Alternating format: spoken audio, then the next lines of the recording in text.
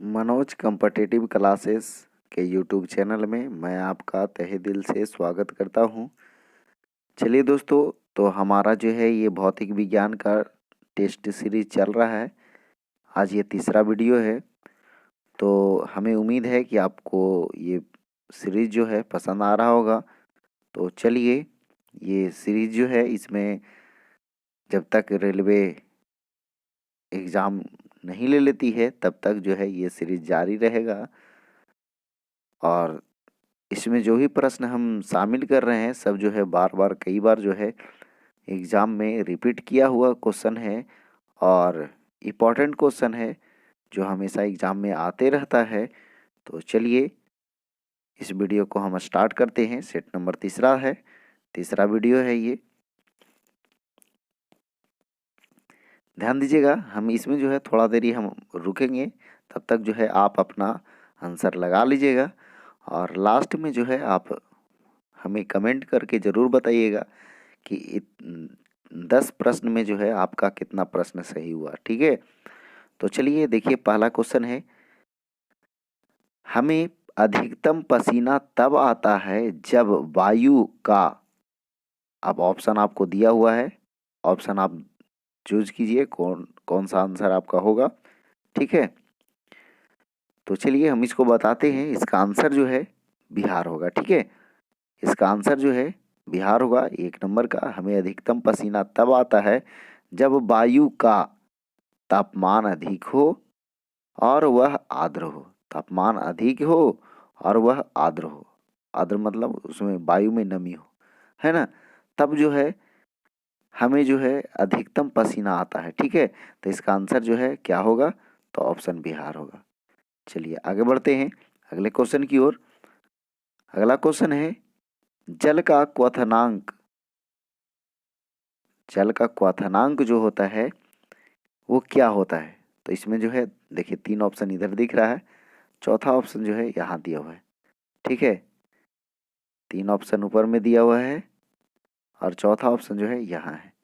तो चलिए, हमें उम्मीद है कि आप जो है आंसर लगा लिए होंगे। तो चलिए, इसका आंसर जो है ऑप्शन बिहार होगा। ठीक है, देखिए ऑप्शन बिहार इसका सही आंसर है। जल का क्वथनांक जो है क्या है, यही प्रश्न है, जल का क्वथनांक क्या है। तो देखिए, आपको पता है कि 100 डिग्री सेल्सियस होता है, लेकिन ये जो है क्वथनांक जो है वायुमंडलीय दाब के ऊपर निर्भर करता है। तो वायुमंडलीय दाब जहाँ जैसा रहेगा उसी तरह के जो है क्वथनांक होगा। ठीक है, तो चलिए आगे बढ़ते हैं अगली क्वेश्चन की ओर। अगला क्वेश्चन है, निम्नलिखित में से किससे ऊर्जा सीधे ही प्राप्त होती है, यानी कि सीधे रूप में जो है ऊर्जा प्राप्त होता है किससे। तो ऑप्शन दिया हुआ है, आप आंसर अपना लगाइए। चलिए, इसका आंसर हम बताते हैं। अगर आप सूर्य आंसर लगाए हैं तो आपका आंसर बिल्कुल सही है। ठीक है, तो इसका आंसर जो है, आप यानी कहने का मतलब ये कि निम्नलिखित में से किससे ऊर्जा सीधे ही प्राप्त होती है, तो इसका आंसर है सूर्य। ठीक है, आगे बढ़ते हैं अगला क्वेश्चन की ओर। अगला क्वेश्चन है, वायुमंडल की वह परत जो रेडियो तरंगों को पृथ्वी पर वापस परिवर्तित करती है उसे कहते हैं। चलिए लगाइए आंसर। तो चलिए इसका हम आंसर बताते हैं। इसका आंसर जो है आयन मंडल है। आयन मंडल जो है यहीं से जो है रेडियो तरंगे जो है वापस पृथ्वी पर परावर्तित होती है, वहां से लौटती है। ठीक है, चलिए आगे बढ़ते हैं 5वें क्वेश्चन की ओर। अगला क्वेश्चन है, पूर्ण सूर्य ग्रहण में सूर्य का कौन सा भाग दिखाई देता है। तो चलिए आंसर लगाइए।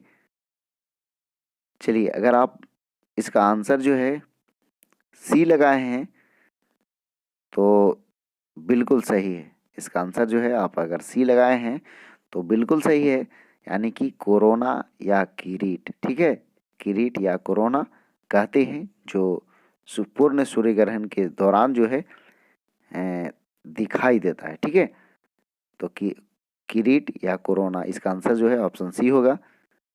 चलिए आगे बढ़ते हैं 6ठा नंबर क्वेश्चन।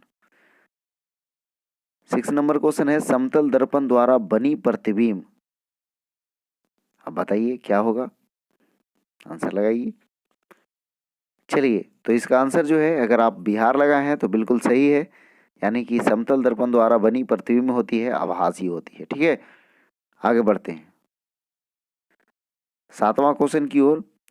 किसी व्यक्ति द्वारा अपना पूर्ण प्रतिबिंब देखने हेतु समतल दर्पण की न्यूनतम लंबाई क्या होगी? ठीक है, अब ऑप्शन जो है आपको 4 दिया हुआ है, आप ऑप्शन जो है चुन करके और लगाइए।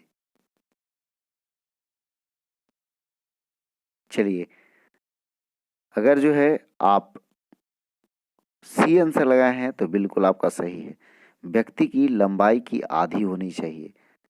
अगर मान लिया जाए किसी व्यक्ति द्वारा जो है उसका पूर्ण प्रतिबिंब देखने हेतु समतल दर्पण की न्यूनतम लंबाई जो है उसके लंबाई की आधी होनी चाहिए। ठीक है, अगर मान लिया जाए कि व्यक्ति जो है अगर 5 फीट का है तो उस उनका पूरा प्रतिबिंब देखने के लिए जो है 2.5 फीट का समतल दर्पण होना अनिवार्य है। ठीक है, तब जो है उनका पूर्ण प्रतिबिंब दिख जाएगा। तो चलिए आगे बढ़ते हैं 8वें क्वेश्चन की ओर। अगला क्वेश्चन है, यदि वायुमंडल न होता तो दिन की अवधि क्या होती? ठीक है, ऑप्शन दिया हुआ है, बढ़ जाती, कम हो जाती, लगभग आधी हो जाती, या फिर इनमें से कोई परिवर्तन नहीं होता। तो चलिए बताइए।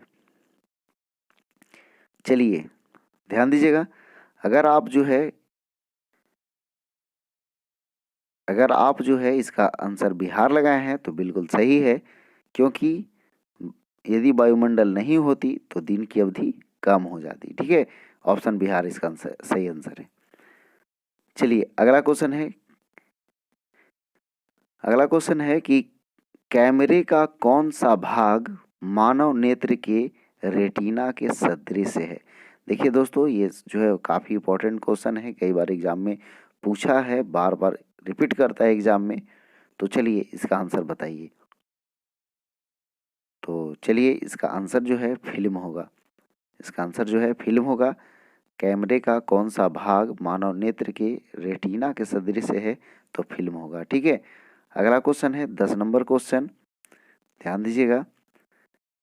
वृद्धावस्था में लिखने व पढ़ने हेतु चश्मा लगाना पड़ता है, तो आप आंसर लगाइए। देखिए 3 ऑप्शन यहाँ दिया हुआ है, एक ऑप्शन और जो है आपका नीचे दिया हुआ है। ठीक है, एक ऑप्शन जो है यहाँ और दिया हुआ है।